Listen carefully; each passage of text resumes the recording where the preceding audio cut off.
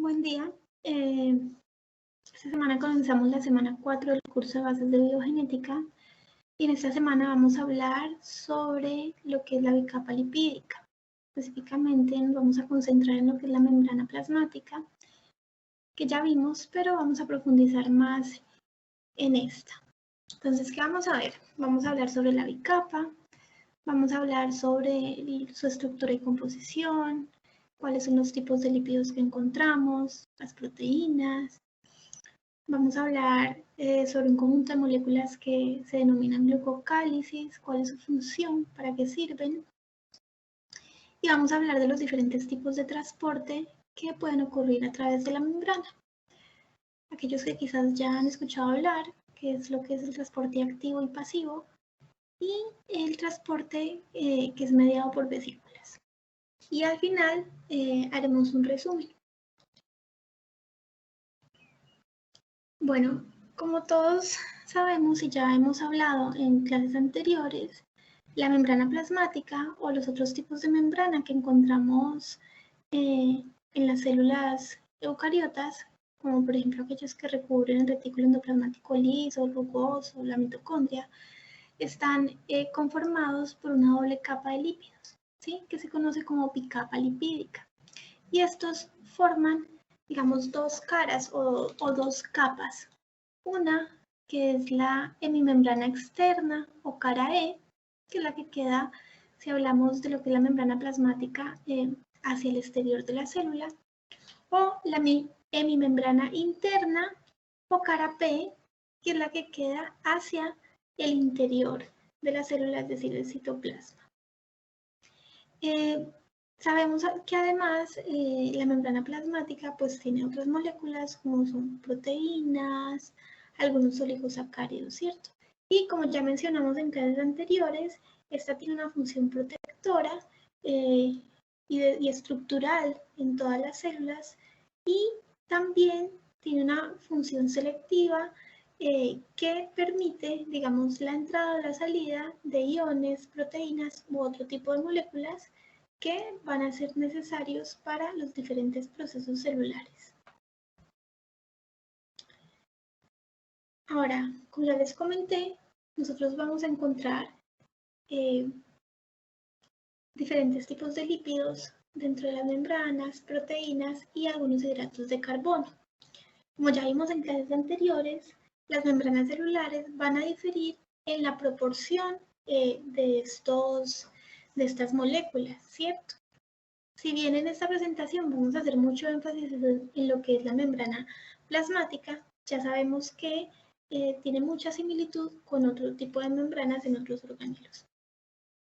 Acá simplemente les quería volver a traer, digamos, para que refresquemos un poco, que las membranas celulares, pues si bien todas están compuestas de lípidos, proteínas y a veces hidratos de carbono, la proporción de estos va a variar. Fíjense que en esta tabla, por ejemplo, la proporción de proteínas y lípidos que podemos encontrar en la membrana plasmática de algunas células del hígado en ratas.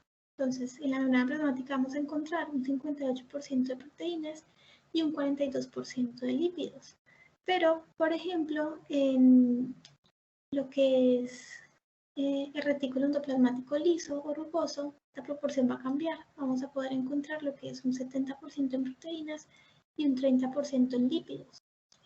También ya vimos que, por ejemplo, la membrana interna de la mitocondria es mucho más selectiva y tiene un mayor porcentaje de lo que son proteínas versus lípidos. Entonces, las membranas celulares en general pueden variar en cuanto a la proporción de estas moléculas. Sin embargo, en todas encontramos principalmente lípidos, proteínas y en algunas también hidratos de carbono. Ahora, si volvemos un poco a lo que es la membrana plasmática, en estas nosotros podemos encontrar principalmente 4 tipos de lípidos. Podemos encontrar grasas neutras que están formadas por ésteres de glicerol y ácidos grasos, ya sea por 1, por 2 o por 3 ácidos grasos. Recuerden que cuando hablamos de ésteres estamos hablando del tipo de enlace que se da en los lípidos, ¿sí? Entonces, como les muestro acá en la imagen, podemos tener algunos tipos de enlaces neutras, como por ejemplo lo que es un triglicérido, ¿sí? Un glicerol con 3 ácidos grasos. Podemos encontrar algunos fosfolípidos que estos están formados principalmente por 2 moléculas de ácido graso unidas a un glicerol, y a este glicerol se les une un grupo fosfato, por eso es el nombre de fosfolípidos. Ya los vimos en la clase, en una de nuestras clases, si mal no estoy, en la semana 2, ¿cierto? Y hay varios tipos de fosfolípidos dependiendo del grupo que se me una a mi grupo fosfato. Podemos tener grupos fosfolípidos que tengan unidos colinas, moléculas de colinas, o moléculas de inositol o moléculas glicerina. Estas son como los principales que encontramos en la membrana plasmática de células eucariotas animales. Otro tipo de lípidos que podemos encontrar son unos que son un poco más complejos, llamados esfingolípidos, que digamos derivan principalmente del aminoalcohol insaturado de 18 carbonos, que forma lo que es la molécula de esfingosina, que también tiene un grupo fosfato unido a un grupo colina.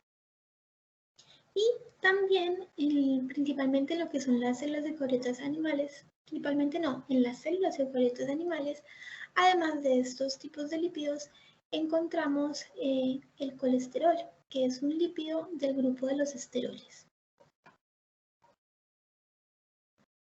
Algo muy importante a tener en cuenta es que el colesterol es el tercer lípido de importancia en lo que son las membranas celulares animales, ya que estas contribuyen a lo que es el mantenimiento de la fluidez de la membrana, y también está relacionado con las interacciones también se relaciona con algunas proteínas de la membrana para regular la actividad de estas proteínas. Ahora, algo muy importante es que la abundancia del colesterol en las membranas puede, digamos, tener diferentes efectos. Por eso es tan preocupante cuando las personas tienen el colesterol alto.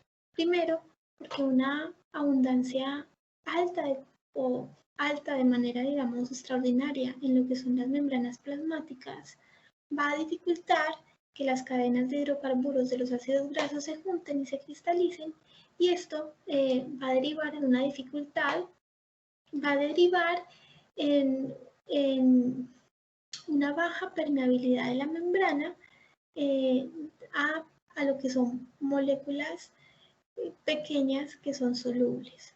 Cuando veamos los tipos de transporte, vamos a ver que a través de los lípidos se da el paso de ciertas moléculas,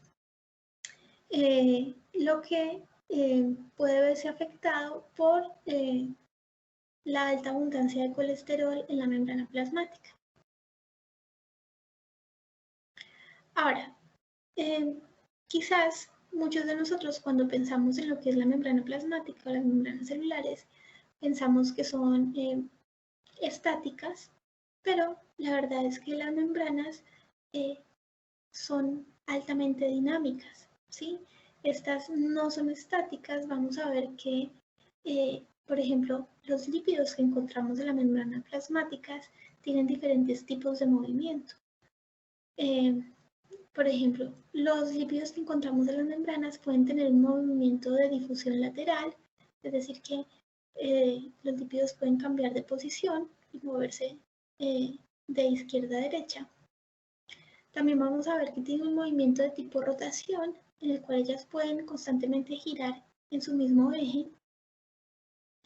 Y además, no en todas, y tampoco es un movimiento que sea muy frecuente, pero vamos a ver que estos pueden tener un movimiento conocido como flip-flop, que es que pueden cambiar de una membrana a la otra.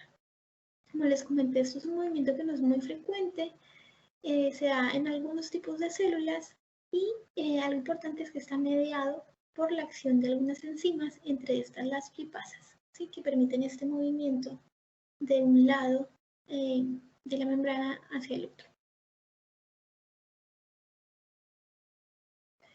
Ahora, como les comenté, además de lípidos, en la membrana plasmática y en las otras membranas, nosotros tenemos diferentes tipos de proteínas. Principalmente nosotros podemos categorizar estas proteínas en lo que son proteínas integrales que suelen atravesar por completo la membrana. Fíjense que cruzan o atraviesan las dos capas lipídicas que tenemos en la membrana, ¿sí? Es decir, que suelen ser transmembranosas. Sin embargo, podemos encontrar algunas proteínas integrales que ocupan únicamente una parte, una de las capas lipídicas de la membrana. Estas se caracterizan por estar firmemente unidas a los lípidos por interacciones hidrofobas y en algunos casos también por estar unidas a estos por lo que son enlaces covalentes que van a reforzar la unión entre estos. Y bueno, al igual que los lípidos, pues estas proteínas no son estáticas, son dinámicas y estas pueden realizar movimientos de rotación y movimientos de traslación, ¿sí?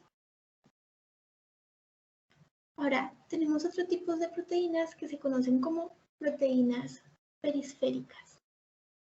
Y estas no son transmembranosas, es decir, no las vamos a encontrar cruzando las dos, digamos, las dos capas lipídicas de las membranas. Y por lo general estas están asociadas a la membrana únicamente por un enlace covalente con un ácido graso o con interacciones no covalentes con una proteína, ¿sí? Por ejemplo, aquí podemos tener una proteína perisférica que sería esta tira, que se encuentra unida, por ejemplo, en este caso, a un oligosacárido, o tenemos, por ejemplo, una proteína perisférica que se encuentra unida por enlace covalente a lo que es un lípido, ¿sí? Ahora, estas tampoco son estáticas. Estas proteínas periféricas, al igual que las integrales, pueden realizar movimientos de rotación y de traslación. Y algo importante es que se encuentran mayormente en la hemimembrana P, ¿sí? Que es como la interna, la que da el citoplasma. Y corresponden en su mayor parte a lo que son enzimas. Sin embargo, podemos encontrar algunas proteínas periféricas, como en este ejemplo, que pueden estar en lo que es la hemimembrana E o externa, asociadas principalmente a carbohidratos. ¿Listo? Ahora, estas proteínas pues tienen un montón de funciones a nivel de lo que es la membrana plasmática. Podemos tener algunas que actúan como receptores, es decir, que intervienen en procesos de reconocimiento y adhesión celular. Vamos a ver cuando hablemos de señalización celular la próxima semana. Algunas actúan como unos transportadores, ya que transportan moléculas o iones del interior al exterior de la célula o viceversa. Tenemos algunas que tienen una función enzimática, que como ya vimos, pues van a estar catalizando reacciones asociadas a lo que va a ser la membrana donde se encuentran ubicadas. Y bueno, tienen una función estructural, ¿sí? Que junto con algunas proteínas receptores van a conectar lo que es la membrana plasmática con el citoesqueleto. Recordemos que cuando vimos citoesqueleto hablamos de que algunos microtúbulos se van a adherir a lo que es la membrana plasmática y bueno, esta adhesión se puede dar a través de lo que es, perdón acá, algunas proteínas estructurales.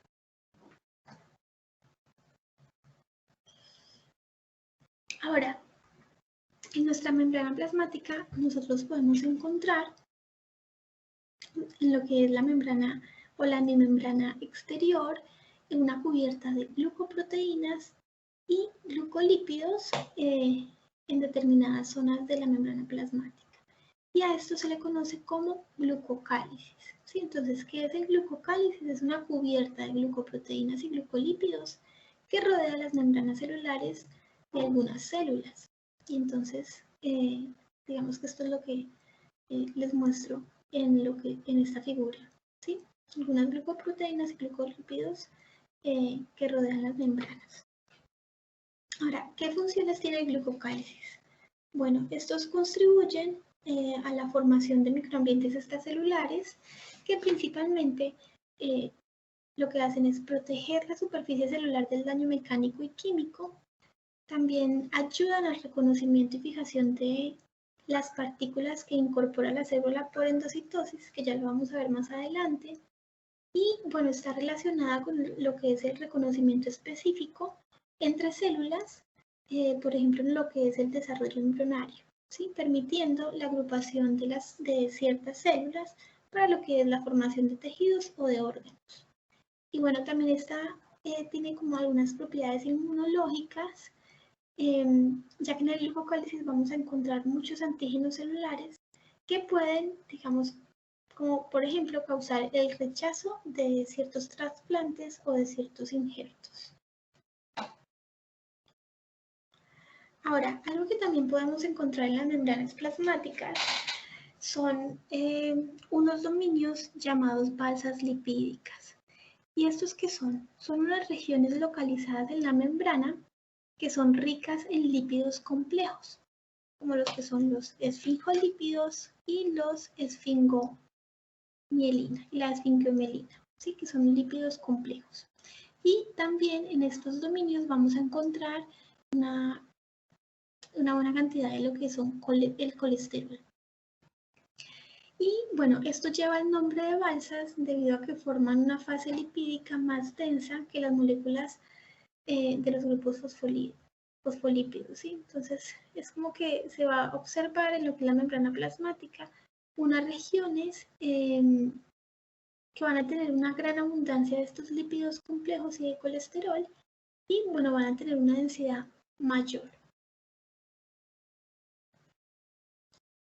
Y bueno, y esta densidad mayor lo que va a dar es como una apariencia de unas bolsas suspendidas o flotantes en medio del resto de lípidos de la membrana plasmática. En estas balsas lipídicas se llevan a cabo una gran variedad de procesos celulares, como pueden ser la regulación y la traducción de señales, están relacionados con lo que es el proceso de endocitosis o exocitosis y con la movilidad celular, entre otras muchas funciones o acciones que se realizan dentro de la célula. Algo importante es que se sabe que estas balsas lipídicas están involucradas en varios procesos celulares que están relacionados con algunas enfermedades como puede ser el mal de Parkinson, el Alzheimer, asma, entre otras. Fíjense, en este diagrama podemos ver más o menos cómo se podría apreciar estas balsas lipídicas. Tienen una densidad por el tipo de lípidos que la conforman diferente al resto de la membrana plasmática. Ahora, ya les dije que la membrana plasmática y en general todas las membranas celulares no son, digamos, estáticas. Estas membranas, además de tener movimiento, pues están constantemente renovándose. Ellas tienen un tiempo, digamos, de vida determinado, más o menos cada 3, 5 o 7, dependiendo de la molécula que se va a renovar, la membrana plasmática se está renovando, ¿cierto? Esta renovación de la membrana plasmática se puede dar o se da principalmente a través de lo que son vesículas que tienen un contenido de lípidos o proteínas que por lo general van a salir de lo que es el complejo de Golgi para adherirse a la membrana plasmática, ¿sí? ¿Por qué es importante esto? Bueno, porque en las membranas plasmáticas también se dan algunos procesos de endocitosis, que ya lo voy a explicar más adelante, pero es un proceso que permite, digamos, ingresar material al interior de la célula y en ese proceso de endocitosis, como se da a partir de invaginaciones en la membrana plasmática, va a generar una pérdida de la membrana. Y esta membrana que se ha perdido, pues debe además ser renovada constantemente. Ahora, ¿dónde se da la síntesis de la membrana plasmática o las diferentes membranas que encontramos en las células eucariotas? Bueno, ya sabemos que las membranas no solo requieren lípidos, sino que también requieren proteínas y algunos carbohidratos. Y estas moléculas se sintetizan principalmente en lo que es el retículo endoplasmático liso y rugoso.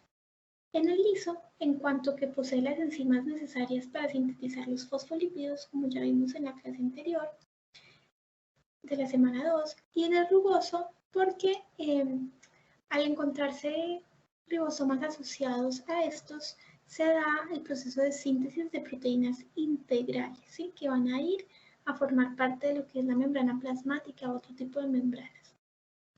Las proteínas periféricas internas por lo general se sintetizan en lo que son los ribosomas libres, es decir, las que no están asociados al retículo endoplasmático rugoso y que se encuentran próximos a lo que es la membrana plasmática. Ahora, ya sabemos que las membranas plasmáticas, además de tener esa función estructural, tienen también una función selectiva sobre lo que ingresa o sale de la célula. Y hay varios tipos de transporte que se realizan dentro de o a través de la membrana plasmática. Tenemos los que son transporte activo y transporte pasivo, que quizás esto ya lo vieron en bachillerato. Entonces, en cada uno de estos mecanismos de transporte hay dos tipos de transporte. En el transporte pasivo tenemos el transporte conocido como difusión simple y difusión facilitada. Y en el transporte activo tenemos lo que es conocido como transporte activo primario y transporte activo secundario. Pero, ¿cuál es la diferencia principal entre estos dos tipos de transporte? Bueno, por un lado, debemos saber que el transporte pasivo siempre ocurre a favor de un gradiente de concentración. Es decir, las moléculas o los iones van a pasar de un lugar de alta concentración a un lugar de menor concentración y por lo tanto este tipo de transporte no requiere gasto de energía. Lo contrario que ocurre en lo que es el transporte activo. Este va a ir en contra del gradiente de concentración o de carga eléctrica, es decir, va a ir de un lugar de baja concentración a menor concentración. Y en este siempre va a haber un gasto energético, ya sea de manera directa como en el primario o de manera indirecta como en lo que es el transporte activo secundario.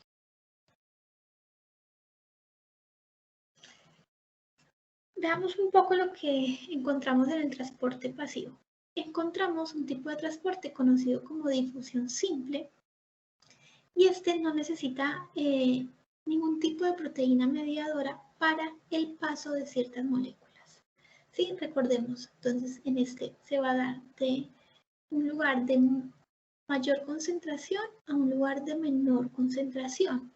El tipo de moléculas que son transportadas a través de lo que es la difusión simple son moléculas no polares, como por ejemplo el oxígeno, el benceno, y moléculas pequeñas polares sin carga, como pueden ser el agua, el dióxido de carbono, el glicerol. Entonces, en este transporte de difusión simple, pues no se van a requerir ningún tipo de proteínas. El paso de estas moléculas del exterior al interior, por ejemplo, si este fuera el medio extracelular y este el intracelular, va a ocurrir de un lugar de mayor concentración a menor concentración a través de la capa de lípidos, ¿sí? Ahora, hay otras moléculas que por su tamaño o polaridad no pueden ingresar a través de la bicapa lipídica y va a necesitar que sean transportadas a través de proteínas. Este tipo de mecanismo de transporte es conocido como difusión facilitada, ¿sí? Entonces, al igual que en la difusión simple, las moléculas o los iones van a ser transportados de un ambiente de mayor concentración a uno de menor concentración, pero la diferencia es que acá van a usar, ese transporte se va a realizar a través de proteínas.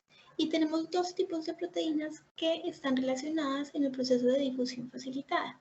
hay algunas proteínas ya conocidas como proteínas de canal y algunas que son conocidas como proteínas de transporte.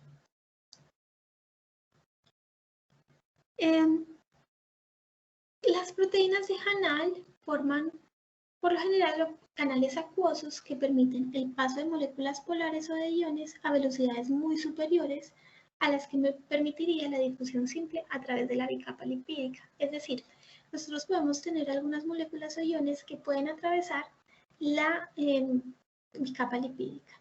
Sin embargo, este proceso sería muy lento y no cumpliría con los requerimientos celulares de la célula. Bueno, perdón la redundancia.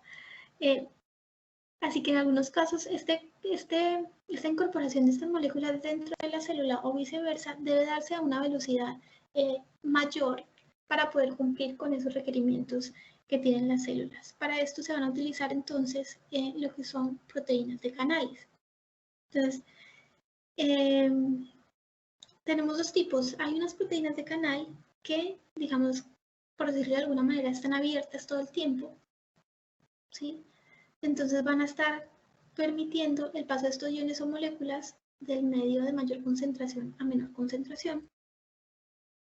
O tenemos otro en las que las proteínas de canal no van a estar abiertas todo el tiempo, sino que van a funcionar como una compuerta que a partir de determinada señal se van a abrir para permitir el paso de estos iones o estas moléculas. Y en este caso tenemos dos tipos, principalmente. Hay otros, pero principalmente tenemos lo que son proteínas de canal unidas a un ligando. Fíjense acá en este ejemplo, tenemos, como seguimos en transporte pasivo, van a ir de mayor concentración a menor concentración y no hay gasto energético.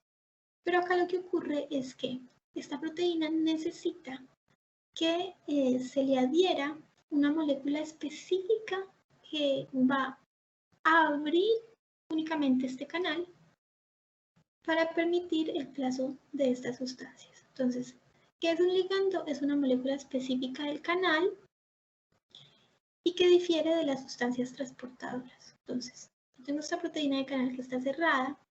Al llegar este ligando, se va a unir a ese sitio específico, lo que me va a generar que esta proteína, digamos, se abra y me permita el paso de la molécula de la sustancia de un medio de mayor concentración a menor concentración. Sobre ligandos vamos a hablar más en mayor detalle cuando hablamos de señalización celular. Ahora, otro tipo de proteínas de canal que también actúan como una compuerta son aquellas que son, digamos, activadas a través de cambios de polaridad eléctrica en la membrana. ¿Sí? Entonces, por ejemplo, acá tenemos una membrana polarizada que se encuentra cerrada y por un cambio en esta polaridad eléctrica, esta proteína se va a despolarizar, se va a abrir su compuerta y va a permitir el ingreso de la molécula para pasar de un medio de mayor concentración a un medio de menor concentración. Acá no hay gasto energético, ¿listo? Ahora, estas proteínas transportadoras son altamente selectivas a determinadas moléculas y iones. Y podemos ver que estas van a transportar un solo tipo de molécula, como lo podemos ver acá, que sería un transporte sencillo. Y aquí podríamos hablar de lo que es un transporte uniporte y que va en una única dirección, ¿sí? Ahora, también podemos encontrar algunas que pueden transportar simultáneamente dos tipos de moléculas. Y aquí vamos a hablar de lo que sería cotransporte. Ahora, podemos tener un cotransporte que sea unidireccional, es decir, donde los dos tipos de moléculas van a ingresar en la misma dirección, o un transporte antiporte o bidireccional, donde una molécula va a ingresar del exterior al exterior y la siguiente va a ingresar del interior al exterior. Pero lo que es importante entender es que ocurren al mismo tiempo. Listo.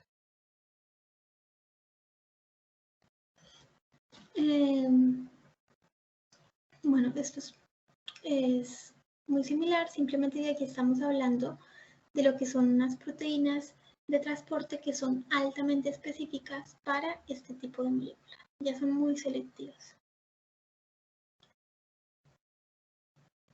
Ahora, el transporte activo. Ya vimos que tenemos un tipo de transporte activo primario y un tipo de transporte activo secundario, ¿sí? Lo que hay que tener en cuenta es que el transporte activo se da en contra del gradiente de concentración y hay un gasto de energía, ya sea de manera directa o de manera indirecta. Otra característica es que el transporte activo requiere de la ayuda de proteínas transportadoras, las cuales van a cambiar, digamos, su conformación por la hidrólisis de una o varias moléculas de ATP. Veamos un ejemplo de lo que sería el transporte activo primario.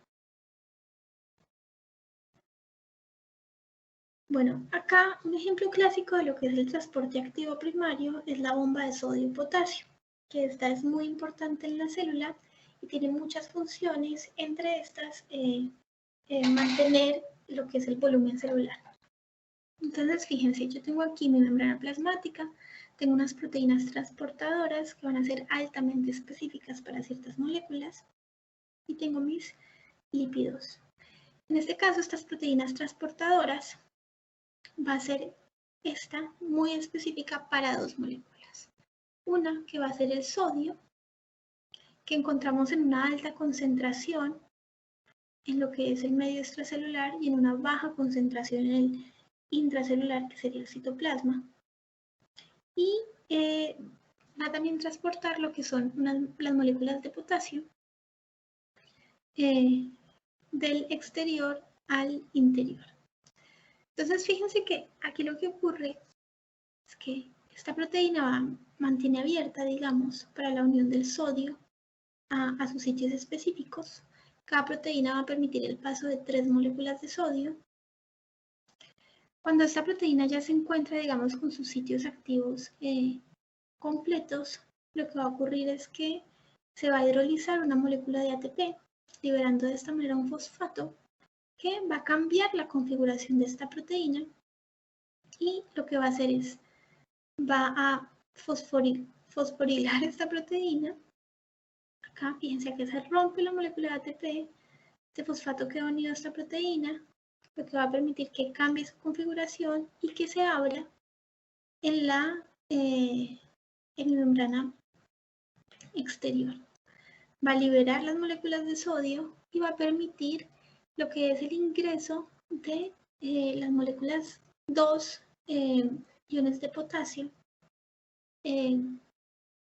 a esta proteína, que posteriormente se van a liberar en el interior de lo que es la célula, ¿sí?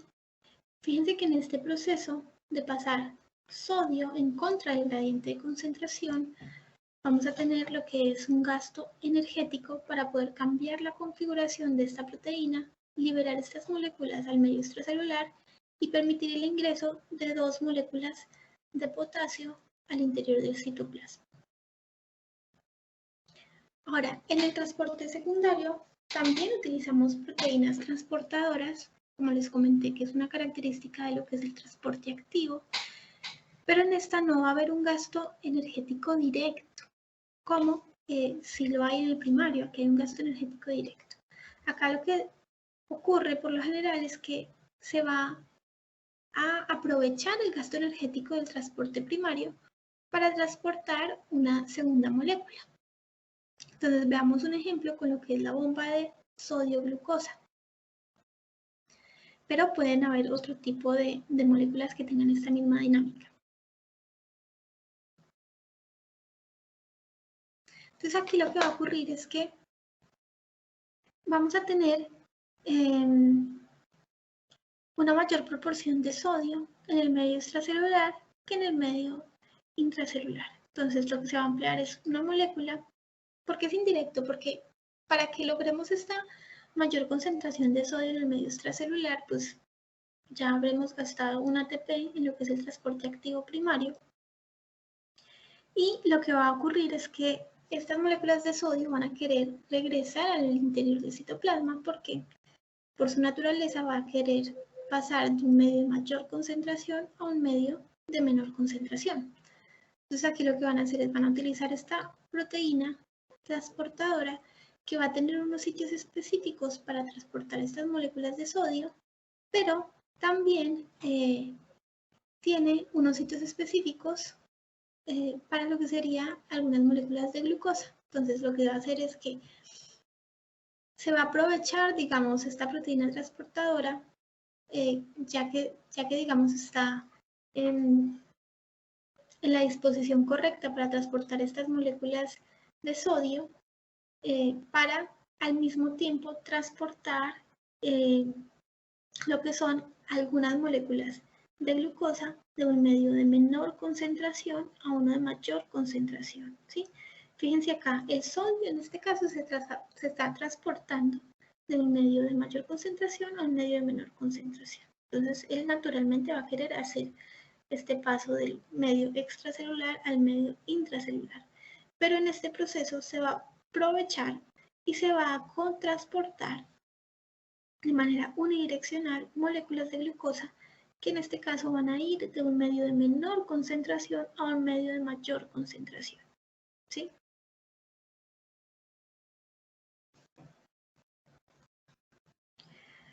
Ahora, tenemos otro tipo de transporte a través de la membrana plasmática, conocida como transporte mediante vesículas. En algunos libros lo van a encontrar como transporte de masas. Y en este lo que ocurre es que algunas sustancias o moléculas entran o salen de la célula dentro de pequeñas vesículas que se forman por plegamientos o invaginaciones de la membrana celular mediante lo que son procesos de endocitosis y exocitosis, ¿sí? Veamos cada uno de estos. ¿Qué es la endocitosis? La endocitosis es un mecanismo de transporte de grandes cantidades o volúmenes de sustancias o moléculas al interior de la célula. Es el proceso en el cual ingresan sustancias o moléculas al interior de la célula. Y vamos a ver que hay varios tipos de endocitosis, pero en términos generales, este proceso consiste de, primero, la membrana plasmática lo que va a hacer es como invaginarse formando un bolsillo alrededor de las partículas que quiere ingresar a la célula. Este bolsillo se va a desprender de la membrana plasmática por la ayuda de unas proteínas y enzimas especializadas, y lo que va a hacer es atrapar esas partículas en una vesícula y la va a ingresar a lo que es el citoplasma de la célula.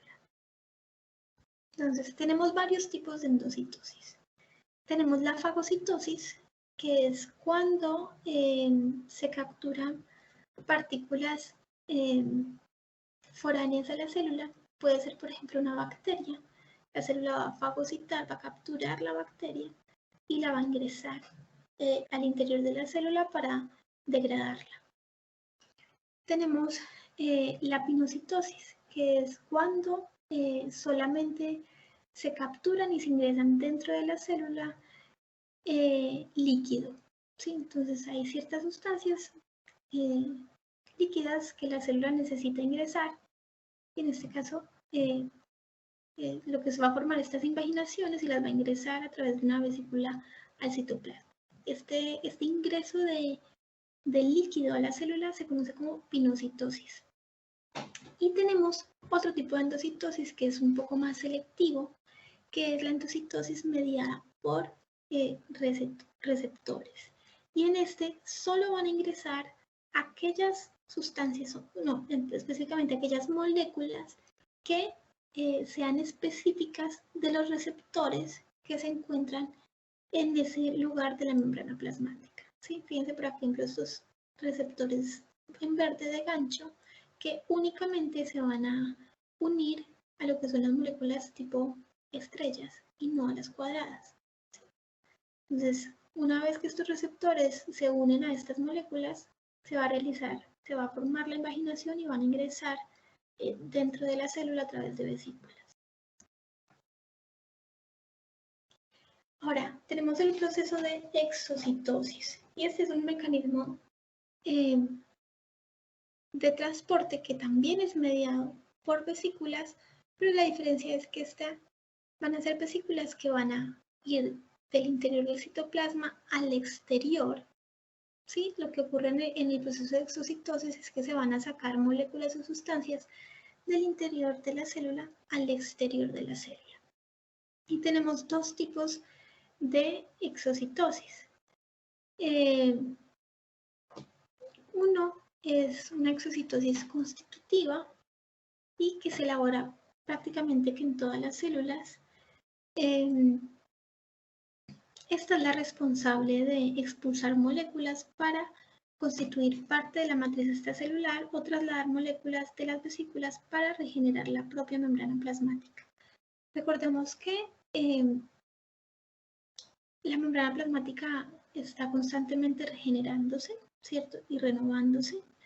Recordemos que las moléculas que forman la membrana plasmática se generan en lo que es el aparato de Golgi o retículo endoplasmático liso y rugoso, dependiendo del tipo de molécula, y que estas nuevas moléculas, estos lípidos nuevos, estas proteínas nuevas, lo que van a hacer es que van a ser transportadas hacia la membrana plasmática a través de vesículas. ¿Sí? Entonces, fíjense, se van a formar estas vesículas que van a llevar estas moléculas nuevas que a través de un proceso de exocitosis se van a unir a lo que es la membrana plasmática. Y ahora tenemos también lo que es un proceso de exocitosis regulado, que se produce en células cuya función es la de secreción.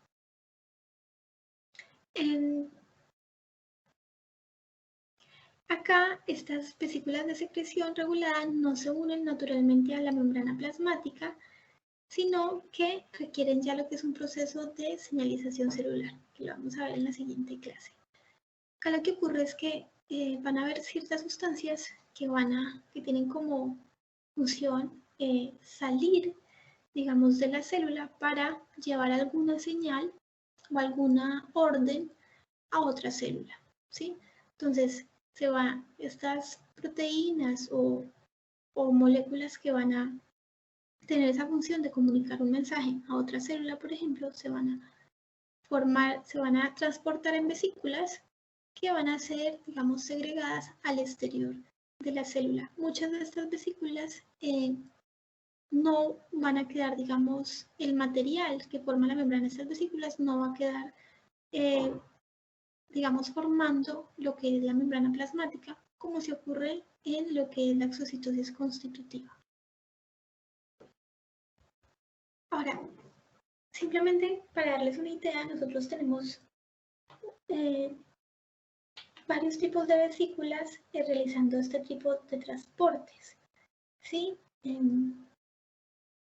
Como son muchas las sustancias que se tienen que transportar al interior y al exterior de la célula, y como van a tener funciones muy diferentes, pues vamos a tener que, digamos, tener un tipo de vesícula determinado para cada una de las moléculas que se van a transportar. Y si bien esta variedad de vesículas es muy alta, principalmente podemos encontrar vesículas lisas sin características especiales. Estas se observan por lo general en procesos de endocitosis inespecífica de moléculas proteicas o de otras sustancias que no tengan, digamos, tamaños muy grandes. Acá, por ejemplo, este tipo de vesículas lisas pueden participar en lo que es el proceso de fagocitosis de algunos virus. Vamos a encontrar vesículas de tipo macropinocitomas que son empleadas para la incorporación de grandes solutos. O vamos a encontrar vesículas conocidas como caveolas que se encuentran en la mayoría de los tipos celulares y se caracterizan porque están revertidas de una proteína llamada caveolina, ¿sí? Y estas se han observado relacionadas en la transmisión de algunas señales mecánicas y hormonales y parecen formarse en lo que son algunos dominios lipídicos o balsas lipídicas de la membrana, ¿sí? Donde están los receptores de estas señales. Tenemos algunas vesículas conocidas como vesículas de transitosis.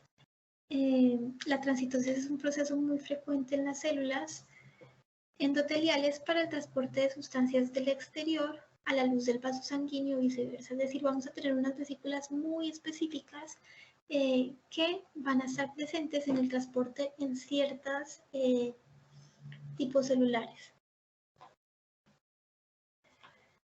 Y tenemos también lo que son algunas vesículas recubiertas de calatrina. Estas se observan principalmente en lo que es en el proceso de endocitosis de algunas sustancias que tienen un tamaño relativamente pequeño y se forma principalmente en lugares de la membrana plasmática que están revestidas internamente de calatrina. Recordemos que nosotros en las membranas plasmáticas vamos a encontrar diferentes tipos de proteínas y una de estas son las proteínas llamadas calatrinas. Su nombre es así porque es por el tipo de proteína que están recubiertas. Bueno, esto es un tema muy amplio y puede llegar a ser un tema bastante complicado de memorizar, ya que tiene un gran conjunto de proteínas que están actuando, pero lo importante acá es que entendamos que las membranas biológicas, principalmente lo que es la membrana plasmática, es una membrana altamente dinámica y que tiene funciones indispensables para todas las células, ¿sí? Como por ejemplo lo que es la compartimentalización, ¿sí? Separar la célula del medio exterior, separar los organelos. Tiene una función de protección también. Tiene una función muy importante de intercambio de moléculas del interior al exterior o entre células. Y tiene una función muy importante en lo que es el proceso de señalización celular. Ahora, vamos a ver, como resumen podemos decir que tenemos varios tipos de transporte a nivel de lo que es la membrana plasmática. Vamos a tener lo que es el transporte activo, que es un proceso que se da a través de proteínas transportadoras, que se da en contra de un gradiente de concentración y que requiere de un gasto de energía, ya sea de manera indirecta o de manera indirecta. Y que vamos a tener un tipo de transporte pasivo que se da a favor del gradiente de concentración, que no requiere de gasto energético y que puede darse a través de la bicapa lipídica o a través de proteínas de canal o proteínas transportadoras. También podemos resumir que tenemos otro tipo de transporte, que es el transporte mediado por vesículas, y que en el que se dan, digamos, dos procesos principales. El proceso de endocitosis, en el cual la célula captura una sustancia o una molécula, la forma invaginaciones y la lleva dentro de la célula. Y lo que sería el proceso de exocitosis, en el cual la célula a través de vesículas expulsa al exterior de la célula ciertas moléculas o sustancias. Bueno, y algo que no les comenté es que este proceso mediado por vesículas de endocitosis y exocitosis es conocido también como parte de lo que es el transporte activo a nivel celular, ya que ambos requieren gasto de energía para ya sea ingresar sustancias o moléculas a la célula o sacar estas. Bueno, ya podemos regresar a nuestro grupo en Teams para que entre todos retomemos la presentación y aclaremos dudas.